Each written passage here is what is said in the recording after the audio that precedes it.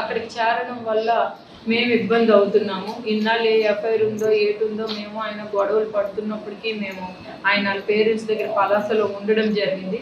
Election ముందు ఆయన ఇక్కడికి రావడం జరిగింది. ఇక్కడ అప్పటి నుండి ఇక్కడే ఆవిడ ఉంటుంది అనేది మేము వింటున్నాము. నా వల్ల దువ్వాడ శ్రీనివాస్ గారి కుటుంబం రోడ్డున పడిపోయింది అంటే ఈ 25 సంవత్సరాల్లో చాలా మంది వల్ల రోడ్డు మీద పడిపోవాలి కదా. అంటే 25 సంవత్సరాల్లో చాలా మంది రాజకీయాల్లోకి వచ్చి ఉంటారు, చాలా మంది మహిళలు రాజకీయాలు చేసి ఉంటారు. అంటే చాలా మంది వల్ల రోడ్డున పడిపోవాలి. మరి ఎప్పుడు రోడ్డు మీద పడిపోయింది, ఇప్పుడే ఎందుకు రోడ్డు మీద పడిపోయారని చెప్తున్నారు వాణి గారు.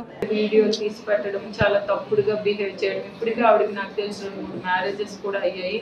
అలానే ఆవిడ ఇల్లీగల్ అఫైర్సే కాకుండా ఆవిడ వృత్తే అది చాలా దారుణంగా దాని మీద పబ్బం గడుపుకొని డబ్బులు గడించుకునే తత్వం ఆవిడ. కాబట్టి మేము పిల్లలు మేము కూడా ఇమీడియట్గా అలాంటి పనులు ఇక్కడ చేస్తే మా లైఫ్లు డ్యామేజ్ అవుతాయని ఆలోచనతోనే పిల్లలు నేను వెళ్ళి అక్కడ వాళ్ళ ఫాదర్తో మాట్లాడదామని చెప్పడం జరిగింది. అయినా ఆయన బయటకు రాకుండా లోపల ఉండిపోయి పిల్లలకు రోడ్డు మీద పెట్టడం జరిగిందండి.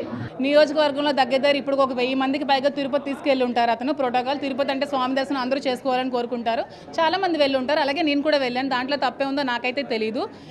కేవలం ఇదంతా రాజకీయ లబ్ధి కోసం దువ్వాడి వాణి గారు చేసిన అంత నాటకం. ఇదంతా వాళ్ళ ఫ్యామిలీని నేను ట్రాప్ చేయడం కాదు, ఆవిడే నన్ను ట్రాప్ చేసి నన్ను ఇరికించి నా ద్వారా నన్ను ఒక పావుగా చూపించి టికెట్ పొందడానికి ప్లాన్ చేశారు.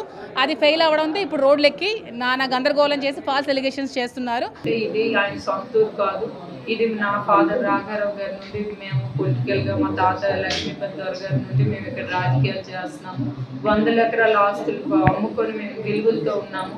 మా లాంటి ఫ్యామిలీలోని ఇలాంటి డ్యామేజ్ జరిగితే నా పిల్లల భవిష్యత్తు పోతుంది. కాబట్టి ఎట్టి పరిస్థితుల్లో దీనికి ఒక ఎండ్ పాయింట్ వచ్చినంత వరకు మాత్రం మేము ఆగేది లేదండి. పిల్లలు ఇంకా పెరగాల్సి ఉంది, నా పిల్లలకి పెళ్లి కావాల్సింది. మరి నా పిల్లలకి ఎవరండి రెస్పాన్సిబుల్? నా పిల్లలకి ఎవడు? ఈవిడ చూస్తుందా? ఈవిడ పెళ్లి చేస్తుందా? ఈవిడ చేసిన తప్పులకి నేనలాగా రెస్పాన్సిబుల్ అవుతాను. ఈవిడ అన్ని తప్పులు చేసి ఈవిడంతా క్రియేట్ చేసి ఈవిడ నన్ను ట్రాప్ చేసి ప్రతిదీ ఈవిడ చేసి ఇప్పుడు ఫాల్స్ ఎలిగేషన్స్ చెప్తే ఎవడండి responsible? For more videos like this, subscribe Big TV channel.